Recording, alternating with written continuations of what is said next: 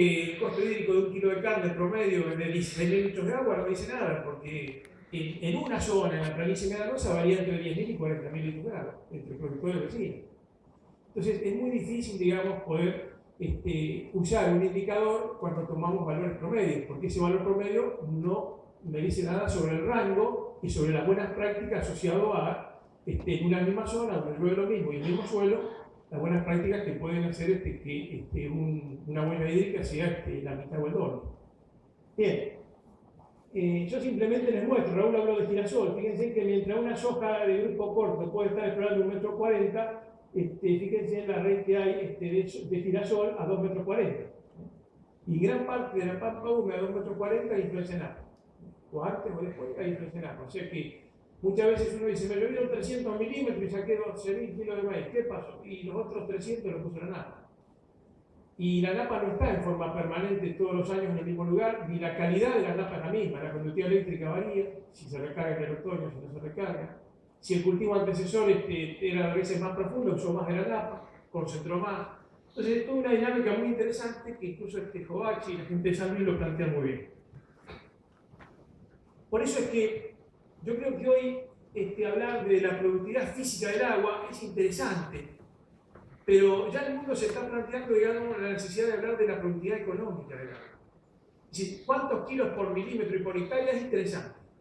Pero hoy, frente a la competitividad que hay, ya la presión que hay sobre los commodities, hay que trabajar más sobre los pesos por milímetro y por hectárea. Yo acá les pongo un ejemplo de algunos trabajos nuestros. El trigo, es cierto, tiene una buena productividad física, 13,2 kilos de grano por milímetro, en ensayo comparativo, ¿no? Todo esto está junto, ¿no? Digo, están juntos. 13,2 kilos por hectárea y por milímetro. El cántamo tiene mucho menos, 5,6, y la productividad física de la colza es mucho más baja. Pero cuando uno va al valor del producto, se da cuenta que la productividad económica es totalmente distinta. Es decir, tengo una baja productividad física, pero tengo una alta productividad económica por el valor del producto. En zonas de bajo rendimiento, hoy el girasol convencional ha sido reemplazado por el girasol alto electro y ahora está siendo reemplazado, va a ser reemplazado en poco tiempo por los girasoles alto estiario, que bonifican 70, 80 dólares la tonelada respecto al girasol convencional. Entonces, un girasol convencional que a lo mejor tiene un margen muy ajustado con 1.500 kilos, si yo hago un estiárico, tengo una productividad económica, con el mismo productividad física, tengo una productividad económica mucho mayor.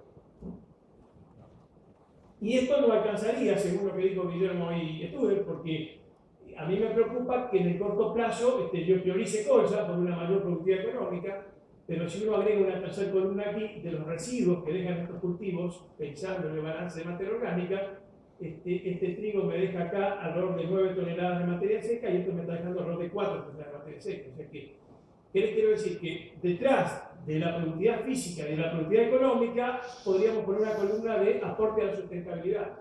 Y ahí es donde aparece un valor oculto que ahora sí vuelve a potenciar el trigo, ¿no es cierto? Porque aporta mucho más carbono a sus residuos que la cosa. No sé si se entiende el concepto.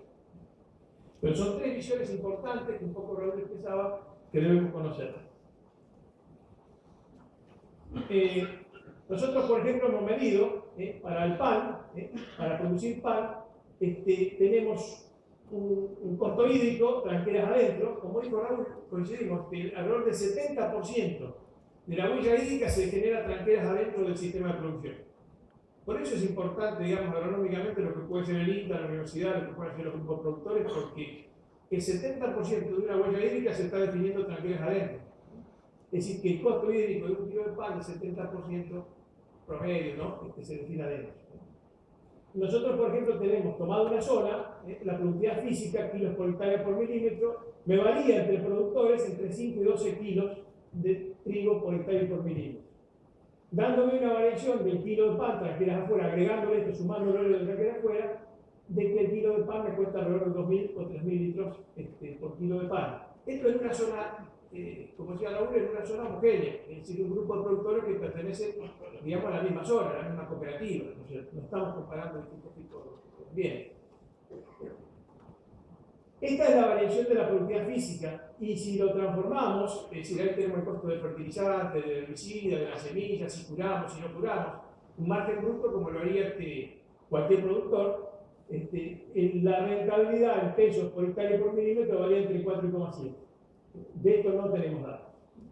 Lo mismo que la carne. La productividad física, por ejemplo, para la planicie medanosa del este de La Pampa, oeste de Buenos Aires, la eficiencia de producción de pasto del centeno varía entre 2 y 25 kilos de materia seca. Cada milímetro me produce entre 2 kilos o 25 kilos por hectárea y por milímetro de pasto. Con lo cual, si lo transformo a una categoría de novillo de recría, ¿no es cierto? Estoy invirtiendo entre 10.000 y 40.000 litros de agua por kilo de carne producida. Alfalfa me varía entre 8 y 18 kilos de materia seca por hectárea y por milímetro. Acá hay factores que me controlan. Es decir, en alfalfa hemos trabajado alrededor de 30 tambos. En alfalfa está muy claro, o sea, ¿por qué si yo biológicamente tengo el clima y las condiciones para producir 18 kilos por milímetro, produzco 8? Hay tres componentes fuertes. Uno es el nivel de fósforo que ha caído, hay muy buena respuesta a fósforo. Otro es la saturación de bases del complejo de intercambio, que tiene que ser alrededor del 90%, ya hay tambos que tienen menos del 80%, con bajos contenidos de calcio y fundamentalmente lo que más se ha caído es magnesio en el complejo de intercambio, que si le pega un cultivo, el que le pega es la alfalfa. Por eso es que la alfalfa ha perdido competitividad en las pasturas polifíticas. Una alfalfa asociada a una gramínea se comportaba. Entonces, si antes la composición botánica de la pastura polifítica me duraba 5 años. 5 años yo tenía gramínea y alfalfa. Ahora, ¿por qué me termina en gramínea? 30 de agosto, 30 de agosto. Se cayó el fósforo, bajó la saturación de bases, hay más dispersión en algunos casos y lo que se ve también es un problema de compactación subsuperficial. Tenemos un medio problema convectivo. Por eso es que hay 3 causas que pueden generar el mismo efecto. Que la eficiencia o el costo hídrico, ¿no es cierto?, de un litro de leche, 1 kilo de carne en una pastura de alfalfa, se duplique por alguna de estas 3 causas, digamos, que están apareciendo. No hay una sola causa, sino que dependiendo del tambo, de la textura, del manejo. ¿Cuál es la productividad económica en pesos por hectárea y por milímetro? Bueno, de la carne no lo tenemos medido. Esto es difícil, no hay mucha gente trabajando, pero son visiones, digamos, que estamos viendo. Es decir, que si yo estoy en una zona y quiero gestionar el agua, lo primero que tengo que saber es qué factor me está condicionando. O sea, ¿por qué si llueve lo mismo, hay maíces que rinden 5.000 kilos y maíces que rinden 12.000? Es decir, ¿por qué si llueve lo mismo, el genotipo es el mismo, el campo a veces es el mismo? Entonces, es necesario identificar los factores que hoy me están condicionando la eficiencia del uso del agua. Yo puedo identificar 3, 4, 5 factores, ¿cierto? Agua, nitrógeno, fósforo, compactación, azufre, qué sé yo. No solamente alcanza con identificarlo, hay que jerarquizarlo, qué orden actúa. ¿Cuál es más importante que uno que otro? Y aparte de identificar y jerarquizar, debo categorizar. Categorizar significa que si el nivel de fósforo varía entre 5 y 40 partes por millón, a partir de qué nivel de fósforo yo esperaría, digamos, que si intervengo en el sistema con fertilización, puedo esperar respuesta y mejorar la huella hídrica. Es decir, no tenemos categorizado, no tenemos valores umbrales.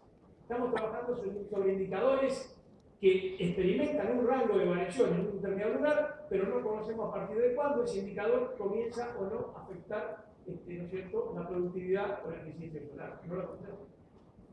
Por eso es que dentro de los territorios normalmente se trabaja mucho en detectar estos factores en cuanto a la eficiencia del uso del agua, y entre territorios en priorizar y ordenar los usos. Por ejemplo, entre territorios, puede ser que en el monte, en el pastizal natural, llegado julio, ahora, tenga poca reserva de humedad. En septiembre va a venir la temperatura, pero sin humedad, por más que tengamos temperatura, el pasto no va a venir. Entonces, en esa situación, yo ya en mayo estoy infiriendo de que el pasto no me va a alcanzar. ¿Qué tengo que hacer? Descargar el campo. Porque si no voy a sufrir el pasto, es pastizal natural. ¿Qué significa? Que tengo que estar más temprano, que las vacas que están vacías, que las tengo que sacar, que posiblemente tenga que alquilar o comprar algo. Entonces, ¿qué quiero decir? Que hay que priorizar. Por eso es que al concepto de gestión del agua en la cuenca, hoy se agrega el concepto, digamos, más amplio, que es área problema. Una cuenca es un área problema, donde el problema se puede resolver con los recursos hídricos propios de la cuenca, o, como decía Raúl, con agua virtual. Compro pasto. del otro lado de la divisoria de agua y lo traigo a mi zona. ¿Por qué? Porque entonces, eso es importante. Hoy el INTA, digamos, está enriqueciendo ese concepto de cuenca hidrográfica, ¿no es cierto?, trabajando sobre áreas problemas. En el mundo, Israel está propiciando no producir más naranja. ¿Por qué? Porque el costo hídrico de la naranja es muy, muy caro para otras prioridades de uso que tiene el agua. Entonces, no la producimos, la compramos. Bélgica y Holanda se están poniendo de acuerdo, hay quien produce tomate, quien produce porque vos tenés menos costo hídrico, pero tenés más huella de carbono, tenés que calefaccionar. O sea, el mundo hoy está reconociendo problemas dentro de las áreas y se está tratando de acomodar para compartir de alguna manera las eficiencias, ¿no?